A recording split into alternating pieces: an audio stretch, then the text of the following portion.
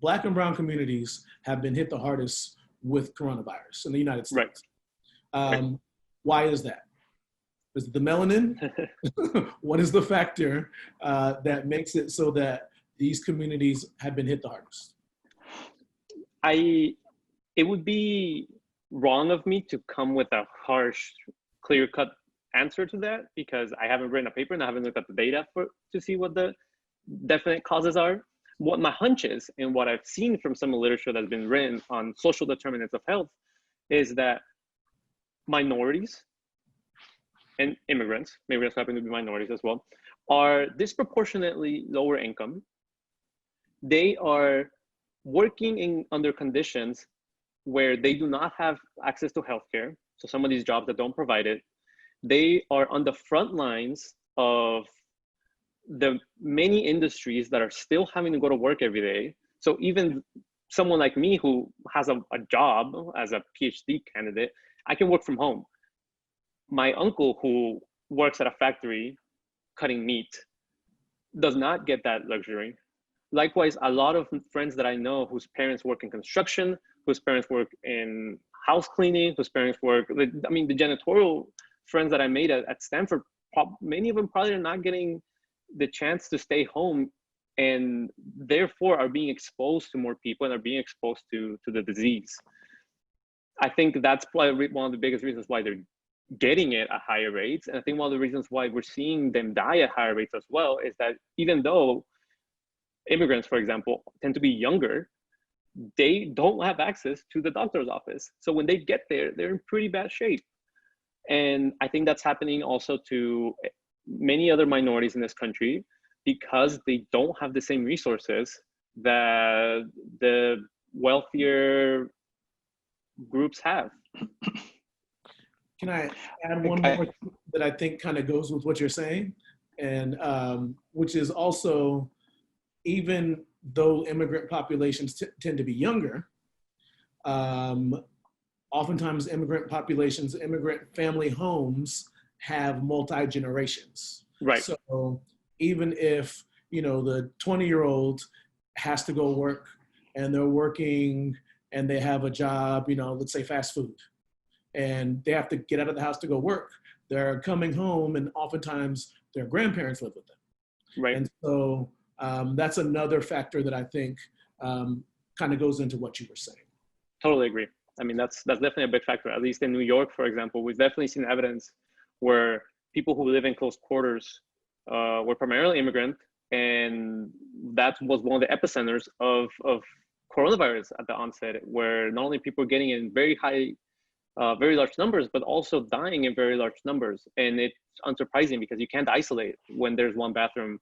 You can't isolate when you have, I mean, my family of 6, we lived in the studio for many years. And if coronavirus was around back then, we would have had a tough time. Yeah. So, yeah. So as you're doing this research, do you have other colleagues and professors who understand the importance of it? Just you have that personal connection, like you just said, your family had lived in the studio. Do you find that people at Stanford understand at that personal level the importance of having this research to shed light on those questions? It's interesting because I think there's definitely faculty members who have met and who have gotten very close with that value this kind of work, and I think that it's important, and that see its the positive impact that it can have in the world. And that's why I've gotten close with these faculty members. One of my advisors was incredibly supportive from the onset to do this kind of work because he thought it was necessary and that it was important. Nonetheless, it's difficult for many of these folks, not only at Stanford, but at many institutions. Faculty members around the country don't look like me. And that's just how, because of many historical things that you guys have addressed, and that could be a whole week's worth of episodes. So I've gotten very fortunate that I've met the folks who support me and who encourage me. It doesn't make it easier because there's definitely roadblocks within the discipline. You know, how much is this political science? How much is it public health? To what extent am I speaking to these literatures? To what extent am I doing a good job of including enough issues that make it palatable to one, because you want to take into account all the factors. So it's tough to say how it's going to go once I get into the job market. But right now, I find that people, especially now with the coronavirus, they see the importance of it. But I don't know how many of them, maybe when I'm not around, say, I don't know, that maybe that's not as cool as we told them it was. But at least they're supportive of the topic. They're not discounting its importance. Yeah, I mean, I've gotten very, very lucky. I have colleagues who I've met who are at different institutions or even in different departments who have faced harsh criticism from things that they want to do that are clearly important. It's one of those things. It's, yeah.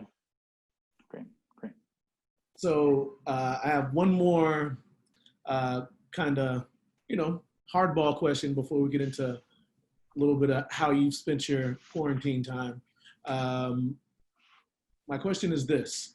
It sounds like you've done an excellent job of navigating the system the way it is. You were fortunate enough to go to a middle/high school, which helped you to get into college. You got financial support in college. You got a Fulbright to help you to research. That Fulbright, I think, was a major factor in you getting accepted into a world-class university to get your doctorate, for which you are getting paid to get. So it sounds like the system works great for you. Why do you want to change the system?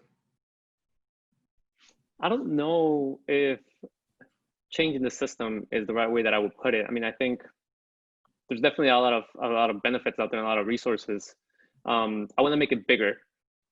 So some of the pipelines that I've gone through are relatively small. I mean, if we think about Preuss is a school that anytime I tell someone where I went to high school and I tell them, look, we graduated with like 93 kids and we knew each other, and the biggest class is probably 6th grade with like 120. Many look at me very confused and they're like, dude, like, how'd you do that?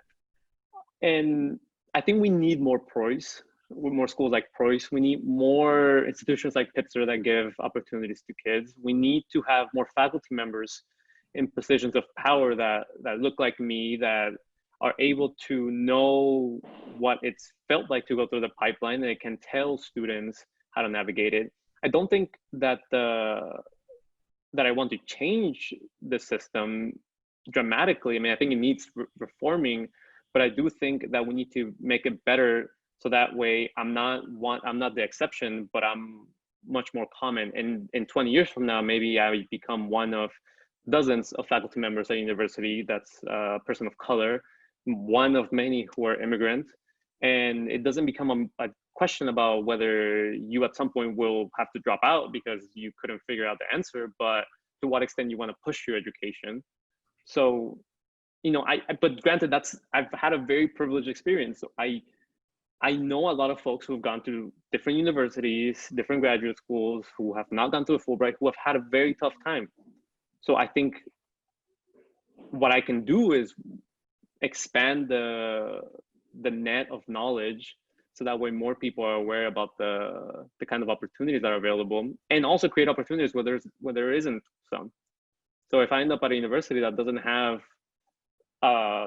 faculty members like the ones that I had at Pitzer who believed in me, even though none of them look like me, that they are still able to, that I'm still able to provide the information and be able to kind of bring more copies of me. Yeah. All right. Any other hardball questions, Oscar? I got one hardball question. So a lot of your research stems from your education and your personal experience. And so, in the wake of, George Floyd protests, and we've talked a lot about Breonna Taylor and the police killing, those are experiences that affected Black people. And a lot of people have stepped up and gotten involved in the movement for justice in various ways. And so I was kind of wondering, like, how do you feel about yourself at this time with these movements? Do you feel like this movement around George Floyd and Breonna Taylor and the like, do those movements speak to you? Or do you feel like you're fighting a parallel fight that's sort of not yours, but similar? Or do you feel like it's a branch? Like, how do you see yourself in your place at a university at this time? I mean, I definitely, I feel upset seeing these stories. I feel very, very angry because I could have been any of these folks that you mentioned. My family members could have been any of these folks that you mentioned. I think because of happenstance, I have not had an incident like it, but I don't think that is good enough. I mean, I see these movements as badly needed, and I empathize, and I think the fight is not quite parallel. I think it's embedded in what I go through. I mean, well, now every time I go running here in Durham, I carry my ID, and I do because I know that if someone were to think, who's that guy running, even though I run sometimes with my Stanford tank top or the San Diego tank top, San Diego State tank top that I stole from my brother, they may bring somebody over. And when I was in Barcelona for Fulbright, I was racially profiled, and I was pulled over by the police and questioned. And ever since that happened, I you know, when I was there and the police officers were telling me, where are you from? What are you doing here? I started thinking, what if I hadn't been carrying my passport at that time? What if I had gotten it pickpocketed when I left the subway? What if it fell when I crossed the street? They would have probably taken me to the police station. And I mean, I don't know that well the history that Spain has in terms of police brutality. I know it's not great. I mean, Franco wasn't that long ago, but I see what happened there, and I see here whenever I go outside, and I do have to think about the things that I do. And I don't think that those stories are very different from what immigrants have to go through. I mean, I grew up fearing or watching out for white vans with green lines, because if, you know, a border patrol agent drove by you, they could have stopped you at any moment because you were within 100 miles of the border. And I was very aware of that as a 10-year-old. And those are the sort of things that I think African Americans have to face, that they are hyper aware about the police, and they are constantly fearing that they are going to be next. So I think these movements are needed. I think these movements are, I applaud these movements. I think if I can also do a shout out here, everyone that's watching this needs to register to vote. I think that as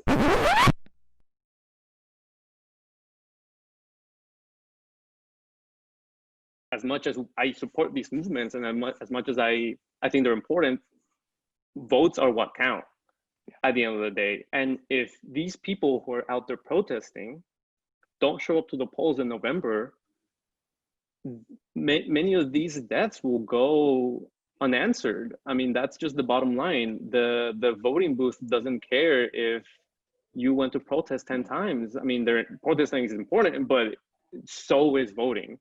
And especially now with the recent passing of Representative Lewis, I mean, it's a painful reminder that people's lives have been lost in the fight for people to be able to vote. And I think I would be doing a disservice if I don't cast my ballot, and if I don't encourage all the people that I know to wear their mask and go vote. Yeah. So that was a long answer, but hopefully I answered. Well said. Well said. That was a solid answer. We got a couple sound bites in there. We can put you out there at election time. You telling everybody. Exactly. So sounds like you've been running, which has been deemed very COVID friendly. So you get out there, you run. When we were contacting each other about you being available, I think you said today that you were working out in the home gym. My gym consists of some resistance bands that I got from Amazon, and they fit in a small, tiny box. Yeah, that's your gym. So that's perfect. Yeah. So what else have you been doing to maintain your health, feed your spirit, gain a new hobby during quarantine? Yeah, I mean, I've been running a lot more than I used to. I kind of have stopped for the past few weeks because I tried running in 98-degree weather and 85% humidity, and it is absolutely the worst thing because I start getting just the worst problems with breathing, and I started thinking, do I have COVID? And this is what it feels like, and I'm just not out of shape. It's probably because I'm out of shape and it's extremely hot outside. So I've been working out at home. I've been doing a lot of cooking. I think if there's one silver lining to this experience has been that it's given me a chance to kind of reconnect with my culture through cuisine. So before March, I could make you nothing that's Mexican. I mean, like I could tell you what to get at a taco shop, but I would not be able to make any of it. And now I think I've gotten kind of bougie, and I can make like chipotle shrimp. I can make, I can make a delicious guac. I can make tacos of all kinds, longaniza, asada, whatever you want. I got it. I know how to make enchiladas. Have you made your own tortillas yet? I have not. Okay. That's been in the works, but I don't have the little thing that you press it with. Yeah. But that's been on the works. I've also wanted to make my own conchas. Okay. Yeah. Yeah, because I think one time on Facebook you posted you made bolillos or something, and I was I've been making bolillos. I haven't made conchas yet, but yeah, bolillos. Yeah. I'm pretty good at that. That's on the list, you know. But I mean that's been something I've really enjoyed. Sam and I also, we really like coffee. We really like coffee. I probably have 3 coffees a day, and it's one of those like supporting small businesses kind of thing. So we usually once a week or so we'll get bougie coffee out in some random coffee shop to go. So it's really nice because they have curbside pickup. You don't have to talk to anybody. You don't have to touch anybody.